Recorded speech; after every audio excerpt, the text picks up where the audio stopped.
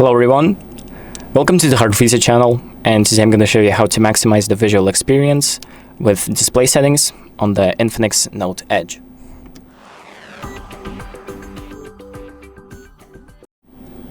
So if you want your screen on this phone to be looking as crisp as possible with the best looks, and there are a few things that we're going to go through, and the first one would be to go to settings, then scroll down to display and brightness. And here we can play around with a few things. Now, I suggest turning on the dark theme because that looks the best, and it actually does save some battery. But then we have some things like the brightness. So we have adaptive brightness, which changes the brightness of the phone depending on the environment you're in. And then we have a high brightness mode, which allows you to turn up the brightness even more than is allowed by default. But do keep in mind that that drains a little bit more power. Then we have other things like eye care. So we have sleep aid mode, which kind of makes the screen warmer colors.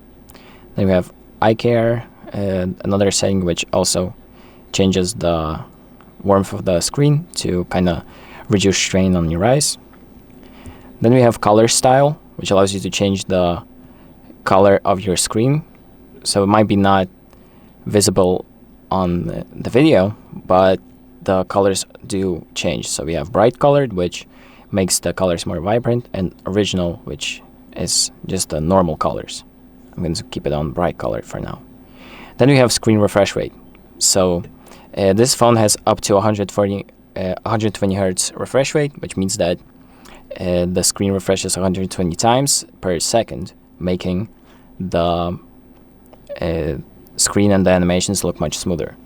Now you can either select auto switch, so it changes the refresh rate depending on your battery or the performance of the phone, or you can do high, so it always will be on 120 Hz, even on some apps.